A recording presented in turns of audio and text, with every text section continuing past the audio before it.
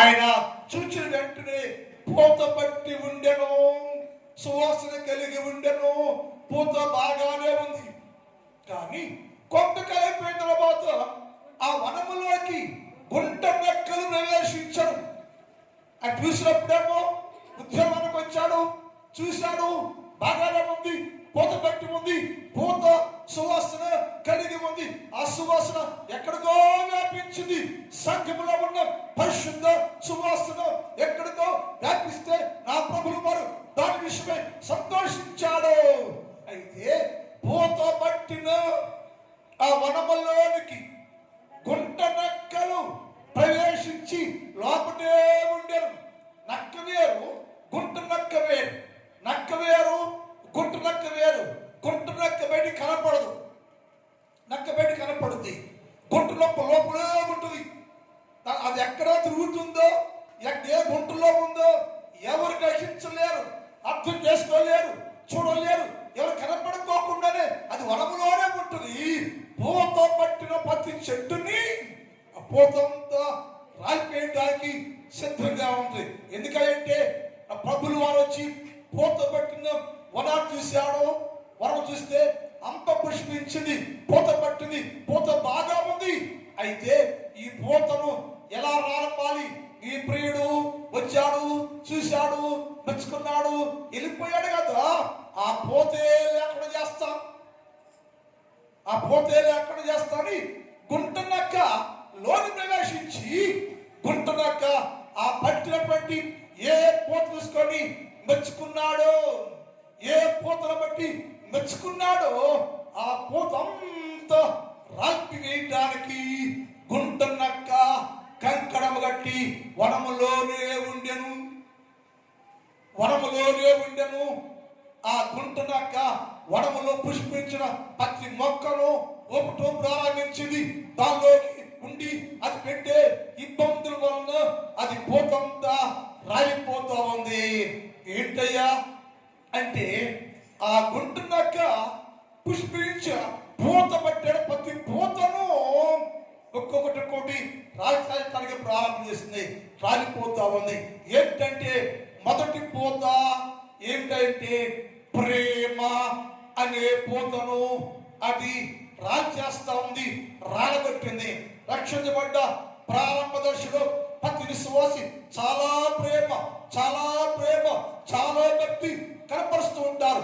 రాన్ రాన్ రాన్ రాన్ రాన్ భక్తి అంత క్లోజ్ అయిపోతే, విశ్వాసం కోల్పోతే, ప్రేమ అంతా కోల్పోయి, నేనే ఏసై బిడ్డని, ఏసై కుమార్తె, నేనే కుమారుడిని, ఎంతో ప్రేమ నోటితో కనపరుస్తూ ఉంటారు.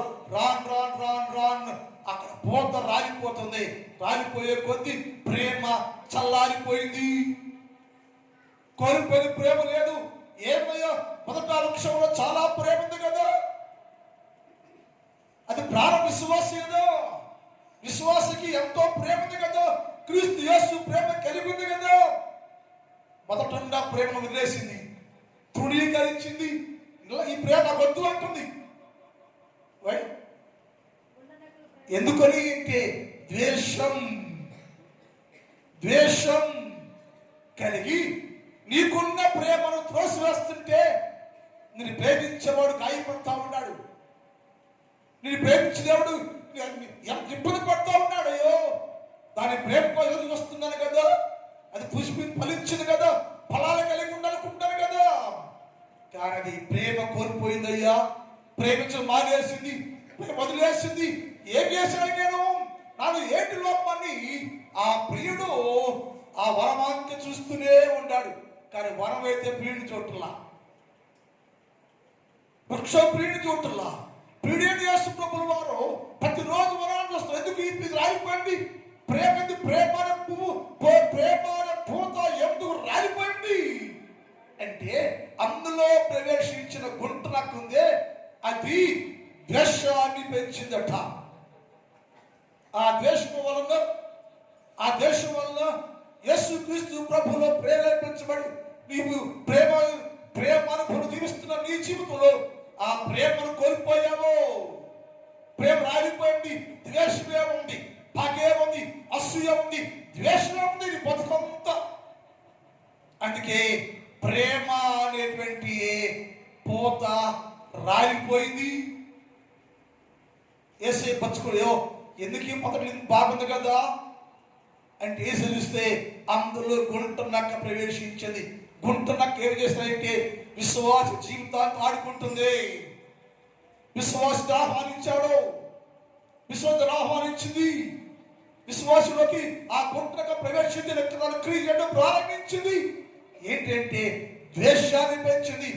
ఏ విశ్వాసంలో ద్వేషభావం కలిగి ఉంటే మరి ఎన్నటికీ ఫలించే వారికి ఉండలేరు. ఏ క్రిస్తవులో ద్వేషభావం కలిగి ఉంటారో అది సాతాన స్వభావం, గుండ్రక స్వభావం. అది నీ ఆత్మీయతను పాడు చేస్తుంది.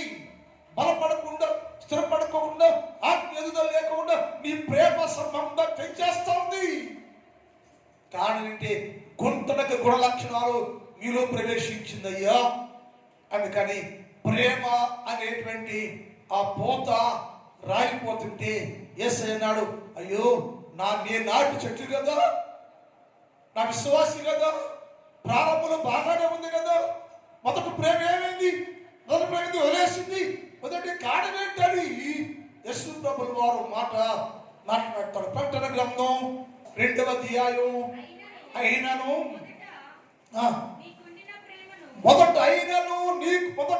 నీకు చాలా ప్రేమ ఉంది కదా, అయినను విశ్వాసి క్రైస్తవుడు పరిశుద్ధులారా, పరిశుద్ధ సంఘము యేసు క్రీస్తు ప్రభువు కల్వరి శిలువలో రక్తంలో కార్చబడి కొనబడి వారులారా, మొదట నీకు చాలా ప్రేమ ఉన్నావు కదా, మొదట ప్రేమ ఎందుకు మూత వేసావయ్యా? మొదట నీకున్న ప్రేమను ఎందుకు వదిలేసావు నువ్వు? ఆ ప్రేమ చివరిదాకుంటుంది కదా. యేసు క్రీస్తు ప్రభువు వారు రక్తం ఇచ్చి సంపాదించుకున్న సంఘం, యేసు క్రీస్తు ప్రభువు వారు రక్తం ఇచ్చి సంపాదించుకున్న సంఘం ప్రేమకు మాదిరిగా ఉండాలి కదా, ప్రేమ కలిగి ఉండాలి కదా, నీ ప్రేమ శాశ్వతంగా ఉండాలి కదా. ఎందుకు నీ ప్రేమను వదిలేసావు?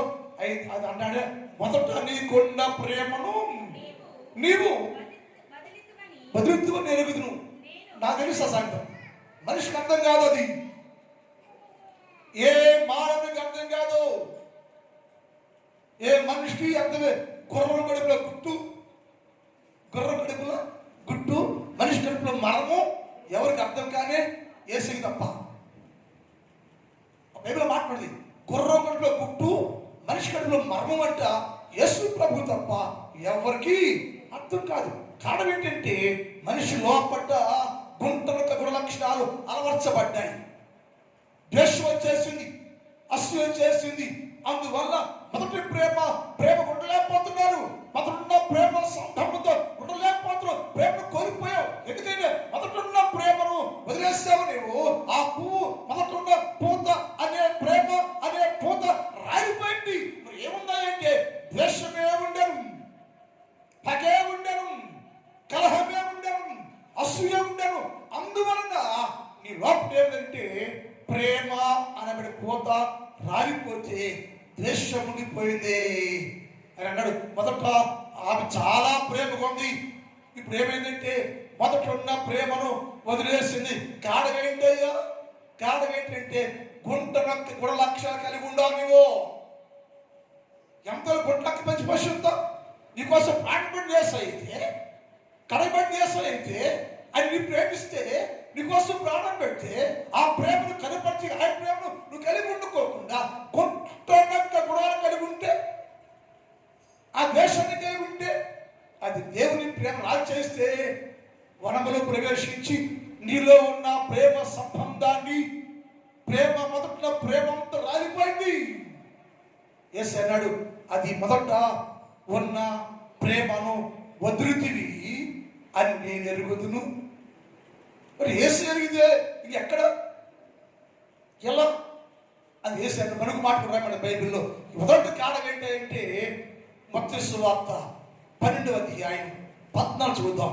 మత్తయి సువార్త 12:14 చూద్దాం. అమ్మా అంతటా 24:12 మత్తయి సువార్త 24:12 చదవమ్మా.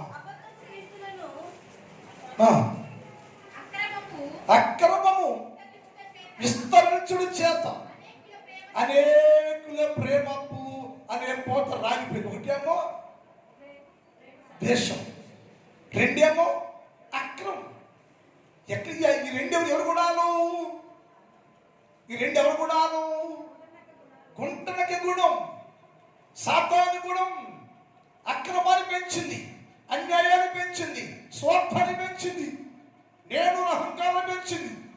అందువల్ల ప్రేమను కోల్పోయావు. ప్రేమ అనబడే అనేకుల ప్రేమ అన్నమాట అంటే అక్రమము విస్తరించడం చేత అనేకులు ప్రేమ కోల్పోయి పోసవరం రాగిపోయింది.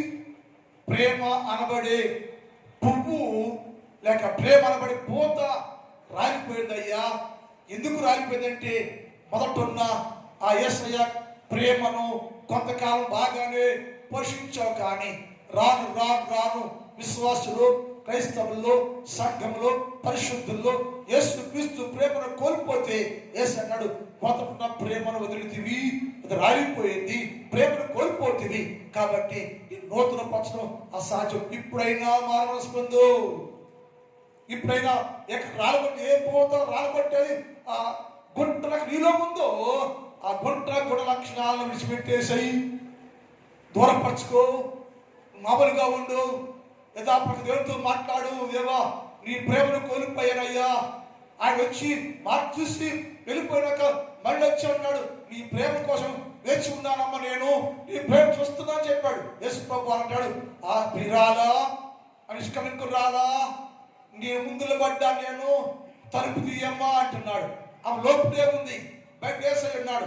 ఆ ఎందుకొచ్చంటే నీ మొదటి ప్రేమను పొందాలని, మొదటి ప్రేమను స్వీకరించాలని, మొదటి ప్రేమ కోసం యేసు ప్రభువు వారు నీ గుమ్మం కాడ వచ్చి హృదయం తలుపు తడుతూ ఉంటే, నా ప్రియురాలా, నా పావురమ్మ, నిష్కలంకురాలా, తలుపు తీయమ్మా, నీ ప్రేమ కోవాలి, నాకు నీ ప్రేమ కోరుకున్నాను, మొదటి ప్రేమ కలిగి ఉండాలంటే అవంటుంది, ఇప్పుడే నేను వస్త్రాలు తీసివేసా, ఇప్పుడే డ్రెస్ చేంజ్ చేసుకున్నానయ్యా, నేను మరలా వస్త్రములు ధరించుకునేలా, ఇప్పుడే నా పాదాలు కడుక్కున్నాను, నేను ఇప్పుడే నా పాదాలు కడుక్కున్నాను, నేను మరలా పాదాలు మురికి చేయగలగా రాలేనయ్యా, దయచేసి రాలేను, బయటికి రాలేనయ్యో, బిజీగా ఉన్నాను, నేను నీ ప్రేమను ఇవ్వలేను నేను అని సాకు చెప్పడం ప్రారంభిస్తే, నా ప్రియుడు కేక వేసి కేక వేసి కేక వేసి అరిసి అరిసి విలువ ఇవ్వకుండా, గౌరవం ఇవ్వకుండా, అనే స్వరాన్ని కేక లోబడకుండా ఉంటే ప్రియుడు వెళ్ళిపోయాడట. వెళ్ళిపోయినాక ఎంతో నిశ్శబ్దం ఉన్నప్పుడు లేచింది, తలుపు తీసింది. తలుపు గడిలో అది చేపెట్టాడు కదా, ఆ గడిలో జటామాంసి సువాసన వస్తూ ఉండేను. ఆ జటామాంసి సువాసన వస్తూ ఉండేను. అయ్యో వెళ్ళిపోయాడు ఆపిడని రోడ్డు పెట్టట. రోడ్డు పడిపోయి నా ప్రియుడు నా ప్రియుడు నా ప్రియుడు నా ప్రియుడు అని రోడ్డుగా ఎంత ఉంది. అయ్యా నా ప్రియుడు కనబడ్డాడా? ఏమేదమ్మా, నా ప్రియుడయ్యా, నా ప్రేమ కోసం వచ్చాడమ్మా, నా వచ్చాడయ్యా. అయితే నేనైతే నా ప్రియుని ప్రేమ తిరస్కరించాను, త్రోసివేశాను, మొదటి ప్రేమ కోల్పోయాను. ఏమైంది? ద్వేషం, నిర్లక్ష్యం నా యేసయ్య ప్రేమ దూరం చేసింది.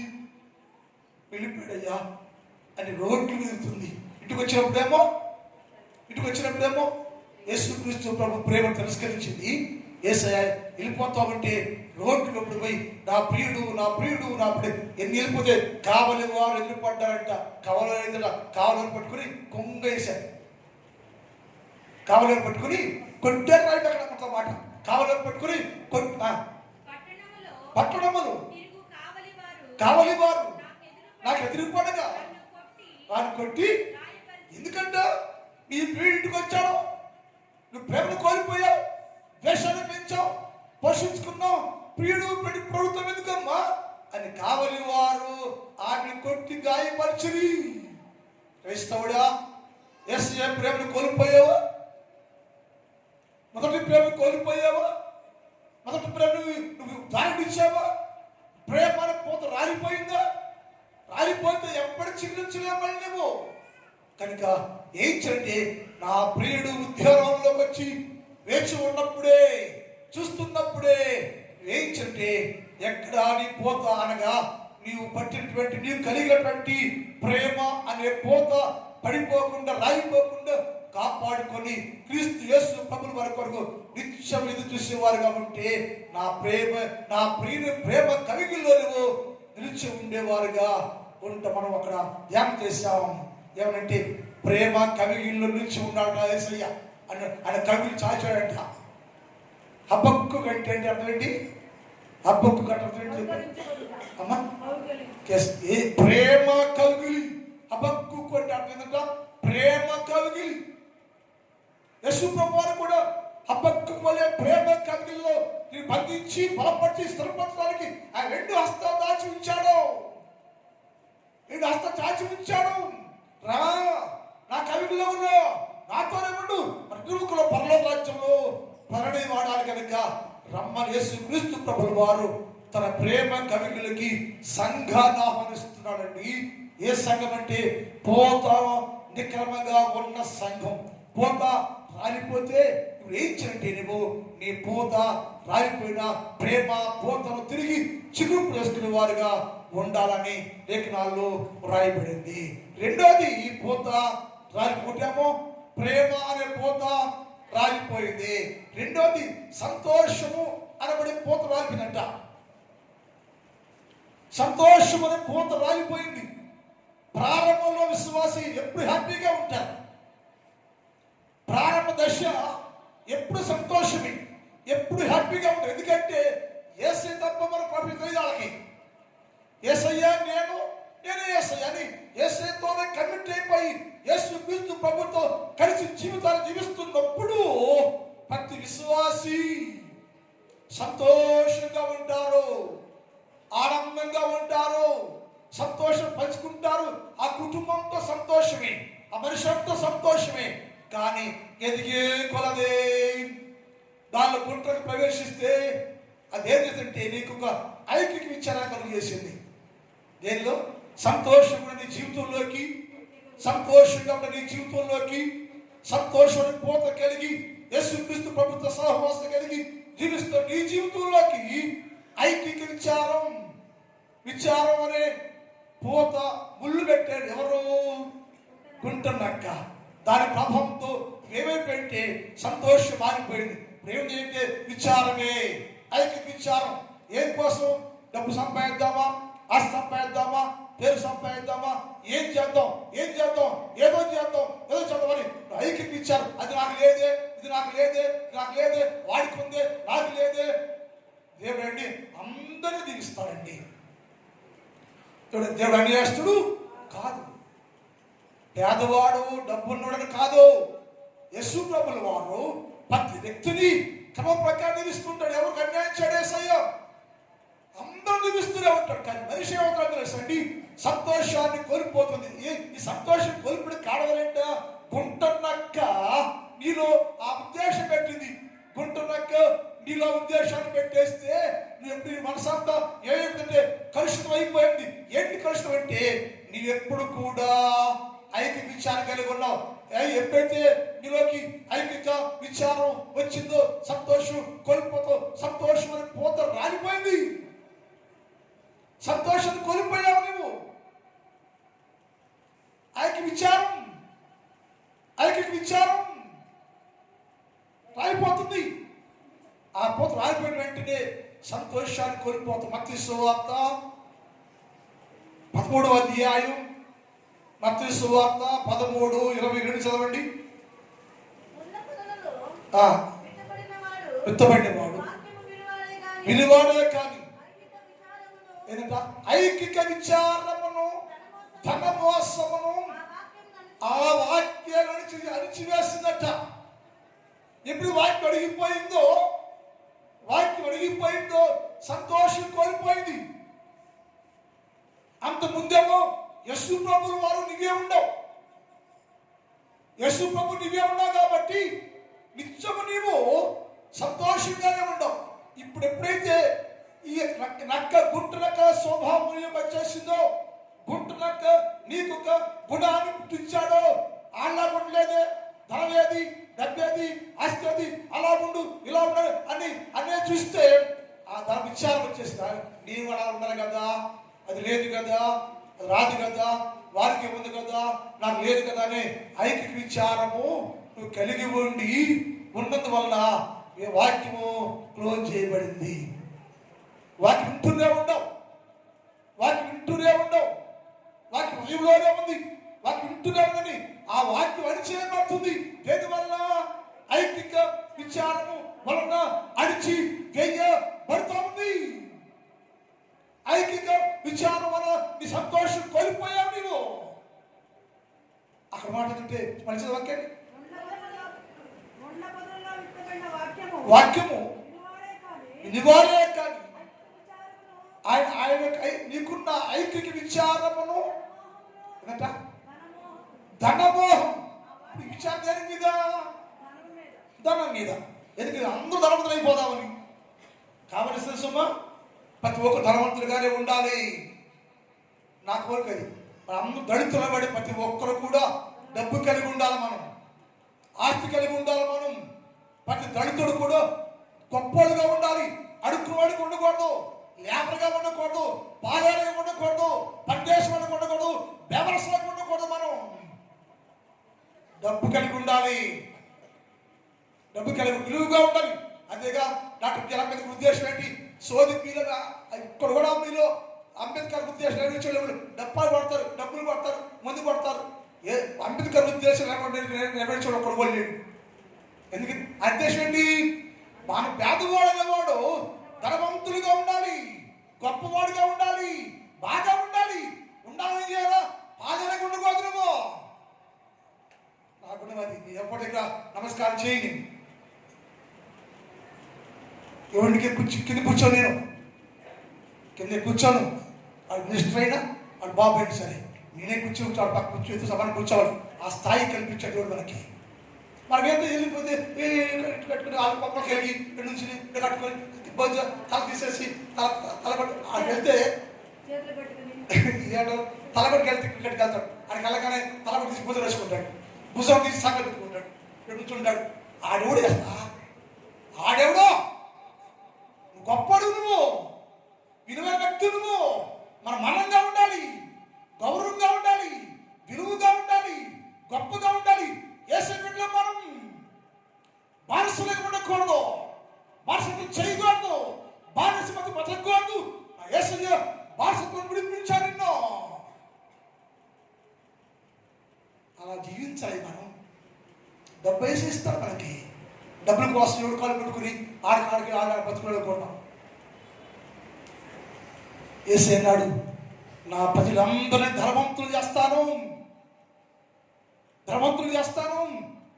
అది నాకు ఇష్టం మాట. అంబేద్కర్ మాట్లాడలో దళితులను ఎవరు కూడా బానిసలుగా ఉండకూడదు అని ఆయన ఉద్దేశం. అడుక్కులో ఉండకూడదు మనం, దళితులకు ఉండకూడదు మనం. ఆయనకు ఆశయ నెరవేరుస్తామా? ఏసై ఆశయ నెరవేరుస్తావా? ఎవరు నెరవేరు? మీరు ఏదో ఎదురు అలా ఉంటాం మనం. మన ఏసై దగ్గర అండి గొప్పలుగా ఉండలేసై కోరిక, గనులుగా ఉండాలి మనం. నీ కాలం డబ్బుని అంత ఇష్టమే ఏసయ్య. కానీ మనం ఏమిటంటే ధన మోసము అణిచివేస్తుంది. ఆడు సంపాదించుకున్నాడు, నేను సంపాదించుకుంటాడు. అక్రమం చేసేవాళ్ళు బాగా సంపాదిస్తారు. ముందు భక్తులు ఎప్పుడు సంపాదించారండి? బైబిల్ చెబుతుంది భక్తులు ఎవరికో డబ్బులు సంపాదించలేరు, క్రమంగా దిగుతూ ఉంటారు. వాళ్ళు అక్రమం చేసేవాళ్ళు, అన్యాయస్తులు త్వరగా ఎదిగిపోతూ ఉంటారు. అన్ని రంగాల్లో ఇటు చూస్తే అటు గొప్పలు అయిపోతూ ఉంటారు. ఎలా? అక్రమం, అన్యాయం, మోసం చేత డబ్బు సంపాదించి కోట్ల అయిపోతూ ఉంటారు. భక్తులు మాత్రం క్రమంగా కొద్దిగా ఎదుగుతూ ఉంటారు. కానీ ఏటికి ఎదిగాడే వాడి ఫలమే నిలిచి ఉంటుంది. అక్రమాలు పడిపోతారు, అక్రమంగా ఆస్తి నిలబడదు. ఎప్పటికీ అక్రమంగా సంపాదించిన ఆస్తి నిలబడదు. ఎవరు నిలబడదంటే క్రమంగా ఎదిగారే, దేవుడు దీవించాడే, ఆ దీవెన ఆశీర్వాదము స్థిరంగా ఉంటుంది. ఆ కుటుంబాల్లో ధనము నిలకడగా ఉంటుంది, స్థిరంగా ఉంటుంది. కానీ ఏసయ్య అన్నాడు, ఏమైందయ్యా సంతోషం పోయి కాదంటే విచారం అయ్యా. అది కారు ఉందయ్యా, నాకు కారు లేదయ్యా, అది బంగాళ ఉందయ్యా, నా బంగాళ లేదయ్యా, అది బంగారం, అది పిల్లమే డబ్బు నిన్న బంగారం అయ్యా, నాకు లేదయ్యా. ఆయన లేకపోతే అసలు విచారం ప్రయోజనం. ప్రభుని అడుగు, దేవా ఇది కావాలయ్యి, నాకు తప్పకుండా ఇస్తాను. నాకు చిన్న టైం అయిపోను, ఒక చెప్తానండి. నెల్లూరులో గోపీనాథం గారు ఆయన ఉన్నాడు. వాడు కాపులు, ఆయన గోపీనాథం గారు అయినా కాపులు, పాద వ్యాపారం చేస్తాడు. ఆయన గేదెల ఫామ్ ఉంటుంది, గేదె పాలు పిండుకుని హోటల్స్కి వస్తూ ఉంటాడు. ఆయనకు ఒక కూతురు ఉంది. ఆ అమ్మాయికి DKW కాలేజీ ఉంటుంది నెల్లూరులో, మన రక్షణ సైన్యం ట్రైనింగ్ దగ్గర కాలేజీ ఉంటుంది. ఆ కాలేజీ వచ్చింది. ఆ కాలేజీలో కోటేశ్వరి పిల్లలు చెబుతారు, పేదవాళ్ళ సూపర్ కాలేజీలో ఇది ఎట్టొచ్చింది తెలియదు కానీ ఆమె అక్కడ సీట్ వచ్చింది. ఇలా కాపులే కానీ వేసుకోమని అనుకున్నారు. బొట్లు ఉండవు, ఏముండవు, ఇట్లా మారుకుంటారు. చాలా భక్తి ఉంటారు, చాలా భక్తి పరులు. ఆ కులానికి వేరు చేయబడి ప్రత్యేకంగా జీవించే కుటుంబం అది. బొట్లు ఉండవు, కాటుకులు ఉండవు, ఏముండవు, ఇంట్లో పూజలు ఏముండవు, ముక్కోడు వేయగాళ్ళు. అంత భక్తిగా కుటుంబం. ఆ అమ్మాయికి శివుడు ఇస్తే అందరూ రోజు నడిచేస్తుంది కాలేజీకి. వాళ్ళ నాన్న అడిగింది, నాన్నగారు అందరూ కారులు వస్తున్నారు, నొక్కు నడిచి వెళ్తున్నాను, నేను ఎట్లా అయ్యా సిగ్గుగా ఉంది అన్నది. వాళ్ళ నాన్నగారు అమ్మాయి చెప్పాడమ్మా, మన యేసుప్రభు నమ్ముకున్నాం, మనం యేసుప్రభు గొప్ప దేవుడు, మన కుటుంబాన్ని పోషిస్తున్న ఆయనేనమ్మా, నీకు కారు కావాలి కదా ఆయన అడుగు అని చెప్పాడు. ఆయన నా ఫోన్ చేశాడు, ఇటు అడుగుతాయి పాప అని అంటే నేను వెళ్ళాను. సాయంకాలం శుక్రవారం రోజు వెళ్ళి ప్రార్థన పెట్టాను. అమ్మ ఏంటి కోరిక అంటే కారు కావాలి గారు అన్నది. ప్రభుని అడుగు, ప్రభుని ఆమె అంటే 21 days ఇంట్లోకి బయట రాకోకుండా ఉపవాసం ఉండి ప్రార్థన చేసింది. 21 రోజు ఆ పాప చిన్నపిల్లాడ ఇంటర్మీడియట్ ఉపవాసం ప్రార్థన చేసింది. ఈ మధ్యలో ఏదో తెలుసా, 20 days అయిపోయింది, 1 day ఉంది. ఈ లోపల జరిగిన కారు తెలుసా, అమ్మాయి కారు కావాలి, కారు దేవుడు ఏర్పాటు చేసేసాడు. ఎక్కడ వేసేది తెలుసంటే ఆ నెల్లూరులో పెద్ద మార్వాడి అంగడి ఉంటుంది, పెద్ద ఆ టౌన్ అదే పెద్దది. ఆ మార్వాడి అంగడి అయినా ఒక కారు కొత్త తెచ్చుకున్నాడు కొనుక్కుని షాప్ నుంచి. ఆ కారుకి ఆ షాప్కి వెళ్ళాలంటే ఈ పక్కన చిన్న చిన్న బొట్టల వ్యాపారం, కూరగాయలు అంతా ఉంటారు. ఆ కారు కొనుక్కుని వచ్చే రోజు ఆ షాప్ తీసుకెళ్తుంటే ఆ కారు ఎక్కడ మంచి డ్రైవర్ అయినా కానీ ఆ వరుసలో కూర్చున్న బొట్లన్నీ ఆంధ్రలో ఎక్కించేసాడు కారుని. ఒక్క రోజు కారు తెచ్చిన రోజే 10 మంది కాళ్ళు తిరిగిపోయింది. 10 మంది కాళ్ళు షాప్కి వెళ్ళాడు, అది మనసు బాగాల ఇప్పుడు పడుతున్నాడు. ఏది జరిగింది అని వాళ్ళ దేవుడిని పూజలు కూడా తెలియదు కానీ తిరిగి ఇంటికి వెళ్తాను. కారు వెళ్తుంటే కారులో ఆ ఇంటికి షాప్కి ఒక 6 కిలోమీటర్లు వెళ్ళాలి. వెళ్తా ఉంటే ఎర్రమలకైనా కూర్చోట, ఎర్రమలకైన కూర్చుని సింగు అన్నాడట. ఎవరే పట్ల మనిషే కనపట్ల. మళ్ళీ పిలిస్తే ఎలా చూస్తే ఒక ఆయన కూర్చోడు కారులో.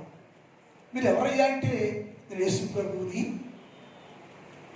ప్రభుని, ఈ కారు నీది కాదు, ఈ కారు నీది కాదు, అందుకే నేను ఒక యాక్సిడెంట్ చేయించాను. నేను ఈ కారు గోపినాథ కూతురు సుమది, గోపినాథ గారి కూతురు సుమది తీసుకురా కారు కడిచి.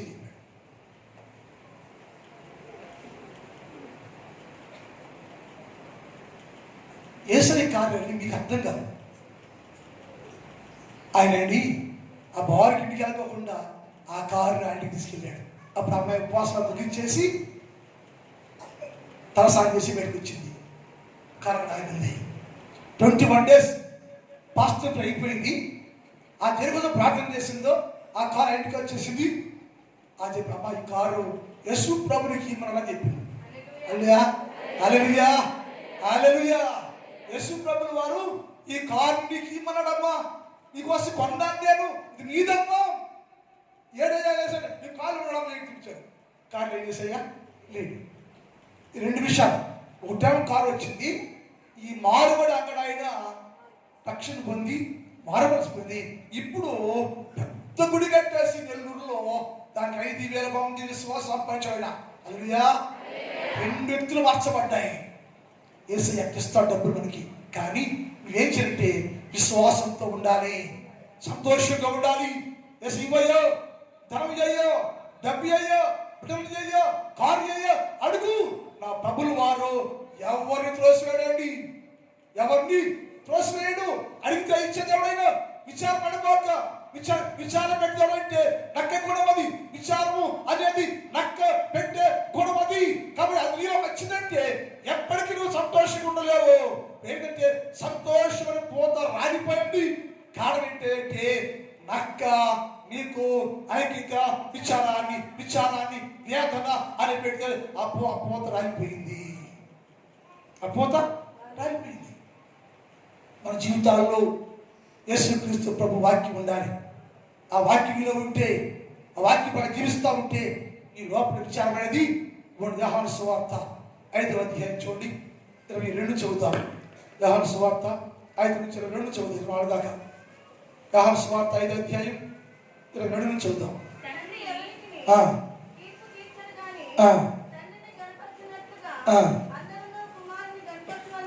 కనపరచాలని తీర్పు తీర్చుటకు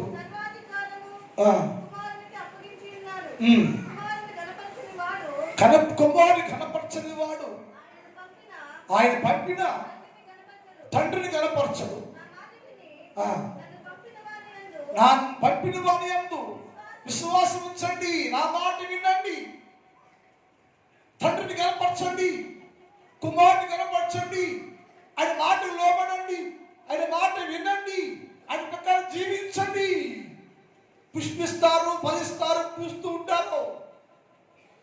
అంటే వాక్యం అనే యేసయ్య నీలో ఉండాలి, నీలో ఉండాలి. క్రీస్తు కలిగి ఉండాలి. మనం యేసు ప్రభుని కనపరిచేవారుగా ఉండాలి. అప్పుడే ఐక్య విచారణ మనలో ఉండదు. ఐక్య విచారణ వచ్చిందంటే సంతోషాన్ని కోల్పోతున్నాం. సంతోషం ఉండాలి మనం. ఇప్పుడు ఏమిటంటే ఒకటేమో ప్రేమ అనే పూత రాలిపోయింది, రెండేమో సంతోషము అనే పూత రాలిపోయింది. ప్రేమ అనే పూత రావడానికి కారణమో దేశమైతే సంతోషము అనే పూత రాలిపోవటానికంటే ఐకిక విచారం, ధనమోసం, డబ్బే దేవుడు, డబ్బే ప్రపంచంగా ఉండకూడదు. డబ్బు కావాల్సివి, డబ్బు కావాలి, బతకడానికి డబ్బులు కావాలి, కుటుంబాల పోషణ డబ్బులు కావాలి. దాన్ని వేసి ఆధారపడాలి మనం. యేసయ్య నాకు సహాయం చేయయ్యా, దీవించయ్యో, కాపాడయ్యో, బలపరచయ్యో, ఇవ్వయ్య అంటే అన్ని విషయాలకి ఎప్పుడో ఆయన బిడ్డలను సంతోషంగా ఉంచుతాడండి. ఆయన బిడ్డలను సంతోషపడుతులు చేస్తాడు. ఆయన సంతోషం చేస్తాడు కనుక మనం ఏం చేయాలంటే సంతోషాన్ని పోతను రాల్చుకోకూడదు. రాలిందంటే ఆ గుణము, గుంట, నక్క, వీలు, విచారము అనే రుణాన్ని రేకెత్తిస్తే, విచారమే నిన్ను దేవుణ్ణి వేచేస్తే ఆ పూత రాలిపోతుంది. అప్పుడు మళ్ళీ జీవించే అవకాశం నీకు లేదు. కాబట్టి పుష్పించు పూత పట్టిన జీవితంలో అలాగే ఉండు. నీ పూత అలాగే ఉండాలి, ప్రేమ అనే పూత అలాగే ఉండాలి, సంతోషం పూత అలాగే ఉండాలి. అప్పుడు నీ జీవితంలో గొప్ప కార్యం చూడగలము. మూడవది, నీ దగ్గర సమాధానము కోల్పోయావు. సమాధాన ప్రారంభములో అంత సమాధానమే, అందరితో సమాధానంగా ఉంటావు, అందరితో ఐక్య కలిగి ఉంటావు, సమాధానంగా ఉంటావు. రానిపోయితే అందరితో ఐక్యంగా ఉంటున్నావో, సమాధానం ఉంటున్నావో, ఈ లోన పరిస్థితి కొట్టకుందే నీకు విరోధాన్ని సృష్టించుంది. ఎంతవరకు అందరూ సమాధానం ప్రారంభంలో అందరితో బాగుంటావు, ప్రారంభంలో అందరితో బాగుంటావు, రాను అందరు విరోధం అయిపోతుంది. ఎవరు మాట్లాడవు, సమాధానం కోల్పోయావు, సమాధానం లేదు. ఏమైపోయింది సమాధానం? మొదలు బాగా ఉండవు కదా. ప్రారంభంలో విశ్వాసం నీ జీవితాన్ని ప్రారంభిస్తే అందరితో సమాధానంగా, సంతోషంగా, నెమ్మది కలిగి ఉండవు కదా. ఇప్పుడు నీ జీవితంలో ఎందుకు నీ పొరుగు వారితో సమాధానం ఉండలేకపోతున్నావు? నీవు సమాధానం కోల్పోయింది అంటే నీకు విరోధ భావాన్ని కలుగు చేసింది ఎవరు? గుంటను అక్క గుణంలోకి వచ్చేసింది. ఆ గుంటలో ప్రవేశించి ఎవరితో సమానుడు, నేనే గొప్ప, నేనే గ్రేట్, నేనే ఎగటరు అహంకారంతో విర్రగుతున్నాను నువ్వు. అందుకని నీ పొరిపోటుతో సమాధానం ఉండలేకపోతున్నావు. సమాధానం సంబంధం ఉండాలి. మనం అక్కతో సమాధానం ఉండదు, బాబుతో సమాధానం ఉండదు, వద్దు సమాధానం ఉండదు, పెద్దవాళ్ళ సమాధానం ఉండదు, చిన్నవాళ్ళ సమాధానం కోల్పోయాడు. ఎందుకు కోల్పోతున్నా? మొదలు బాగా ఉన్నావు కదా, అందరూ సమాధానం ఉన్నావు కదా, రాను రాను రాను నిధులతో ఉన్న సమాధానం ఎందుకు అయిపోయింది? ఆగిపోయిందంటే నీ లోపల విరోధము అనేటువంటి స్వభావం ప్రవేశిస్తే సమాధానం అనబడే ఆ పూత రాలిపోయింది. సమాధానం కోల్పోయావు నువ్వు. సమాధానం ఉండాలి నువ్వు. అంతతో సమాధానం ఉండు. నీ భార్యతో, నీ భర్తతో, నీ అక్కతో, నీ తమ్ముడితో, మద్దలతో, అత్తగారితో, మాంగారితో, పొరుగువారితో, పెద్దోడితో, వదిలితో, భర్తలతో అందరూ సమాధానం ఉండాలి. అది ఏ కిర్రాలు తన పెనిమిటికి కిరీటం అంటారు. నువ్వు కిరియేసుకుని కిల్లోని కూర్చుంటే ఏంటంటే సంగతి? అందరూ మనకి అక్కడ మనదేగా. అత్తగారితో మాట్లాడతారా? అత్తగారు స్నానం చేపిస్తారా? బాగోపోతే బాత్రూమ్ తీసుకెళ్ళి ఆయన అత్తావుడా? అత్తగారు నమ్మలాంటిది. అత్తగారు స్నానం చేపిస్తావు నువ్వు. ఎందుకని? జనం వచ్చిందమ్మా, ఎవరైపోతుంది, పెద్దవాడు అయిపోయింది, స్నానం చేయించు, స్నానం చేయించు, వదిలిపించు. చేస్తారా? చేస్తున్నారా మీరు? సమాధానం లేదు. అత్త కూడా సమాధానం లేదు. అయ్యో, అమ్మ కూతురు సమాధానం లేదు. మధ్య అమ్మ కూతురు కూడా సమాధానం లేదు. అమ్మకు కంటే కూతురు అంటాడు, కొడుకు కంటే తండ్రికి అంటాడు. ఇలా కుటుంబ వ్యవస్థలో కూడా సమాధానం కోల్పోతున్నాం మనం. కుటుంబ వ్యవస్థ సమాధానం కోల్పోతున్నాం మనం. కారణం ఏంటయ్యా? తండ్రికి, తల్లి కుమారుడికి, తండ్రికి కుమార్తెకి, అత్తకు కొడలకి ఈ కుటుంబ వ్యవస్థలో ఎందుకు ఒకరితో సమాధానం లేదా అంటే ఇంట్లో గుంట నక్క ప్రవేశించింది. సమాధానం కోల్పోయావు. సమాధానం ఉంటలేదు నీవు. నేను మాట చెప్పిన ఎవరికి అక్కడే మాడని చెప్పడం కాదు. నా భార్య ఒక యోగ్యులు అడుగుతాడు. నేను మా అమ్మండి నా భార్యని మంచం మీద బట్టలు బాసపడి కూర్చుంటుంది. నా భార్య అమ్మ వేసుకెళ్తే చూసింది. ఏదో సార్ ఉంటే పళ్ళు అమ్మ తీసి పెళ్ళి వేయమని చెప్పచ్చు. తీసేసి పళ్ళు తీసేసి పళ్ళని 2 నిమిషాల్లో వేరే బయట తెచ్చి అన్నం పెట్టి తెచ్చి పెట్టాలి. లేకపోతే ఈ అమ్మకి ఇవి ఇబ్బంది పగిలిపోతాయి. ఎదురుగా ఉంటాను నేను. ఈ పెద్ద రవిడి ఏమి చేయలేడు అక్కడ. నా భార్యని మా అమ్మండి చిత్రం పెట్టింది, హింసించింది, కొట్టేది. నా భార్య, మా ఇంట్లో 11 మంది ఉంటారు. అందరూ పెట్టాక నా భార్య తినాలా? ముందు నాకు వీళ్ళ మా అక్కకి, మా చెల్లెలకి, వాళ్ళ భర్తలకి అందరూ అందరూ పెట్టేసినాక ఉంటే తినాలా? అలా అట్ట బతికింది నా భార్య. మా అమ్మ స్నానం చేయించేది, బట్టలు కట్టాలి, తల స్నానం చేసి తల తొడవాలా, ఆ స్కూల్కి వెళ్తా ఉంటే ఆ ఇల్లు దాకా ఆ బ్యాగ్ పెట్టి ఉంచోవాలా. అన్ని కష్టాలు వేస్తే నా భార్య ఎరుకులేదు ఈ రోజున. సో నేను ఎందుకంటే నా భార్య ఏమనలేదు అమ్మా, ఏమనుకు నేను. ఎందుకంటే నా తల్లి దగ్గర నా భార్య పడి కష్టాలు అటు ఎవరు పడరు. మీరైతే అసలు బాగా చేయి. నా మొగుడు ఆ హ్యాండ్లో ఉంటాడు. ఏంది ఎందుకండి? నా మగుడు నా దగ్గర కొక్కే కదా, రాడతాడు, వాడిపోతాడు. నువ్వేంటి ఉంటే పొద్దుపో. ఆ టైం అయిపోయి రాబట్టి ఇప్పుడు అప్పుడు బాగానమ్మా సమాధానం గుట్టి బట్టి అయిపోయింది. మిగిలిన బాగా నుంచి ధ్యానం చేద్దాం, ప్రార్థన చేసుకుందాం.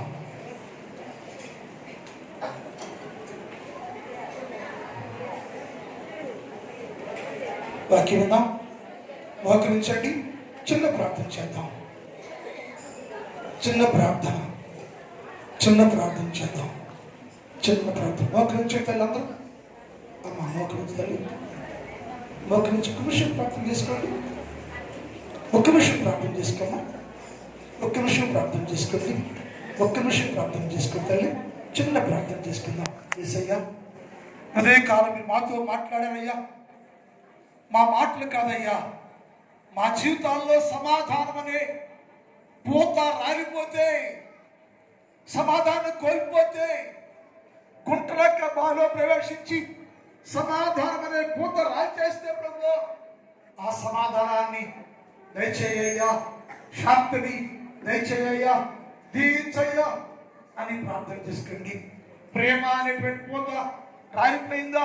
ఒకవేళ ప్రేమను కోల్పోయావా, ద్వేషాలు పెంచుకున్నావా? యేసయ్యా, ఇప్పుడే నాలో ఉన్న ద్వేషమనే పువ్వులు రాలిపోతుందయ్యా. ప్రేమ, మొదటి ప్రేమ కలిగి ఉండాలా యేసయ్యా, సహాయం చేయ్యా అని ప్రార్థన చేసుకోండి. ప్రార్థన చేసుకో తల్లి, ప్రార్థన చేసుకోండి, ప్రార్థన చేసుకోండి, ప్రార్థన చేసుకోండి. యేసయ్య దర్శించయ్యా, దీవించయ్యా, అభిషేకించయ్యా, బలపరచయ్యా, ఆత్మాభిషేకం నింపయ్యా. ఇప్పుడే పరిశుద్ధ అభిషేకం తరపు ప్రతి పువ్వు ఫలించాలి తండ్రి అని ప్రార్థన చేసుకో. యేసుతో మాట్లాడాలి, యేసుతో మాట్లాడండి, యేసుతో మాట్లాడమ్మా. ప్రార్థన చేసుకోండి, ప్రార్థన చేసుకోండి, ప్రార్థన చేసుకొని అందరూ ప్రార్థనలో ఉండండి, అందరూ ప్రార్థనలో ఉండండి, అందరూ ప్రార్థనలో ఉండండి, అందరూ ప్రార్థనలో ఉండండి, అందరూ ప్రార్థనలో ఉండండి, అందరూ ప్రార్థనలో ఉండండి, అందరూ ప్రార్థన చేసుకోండి.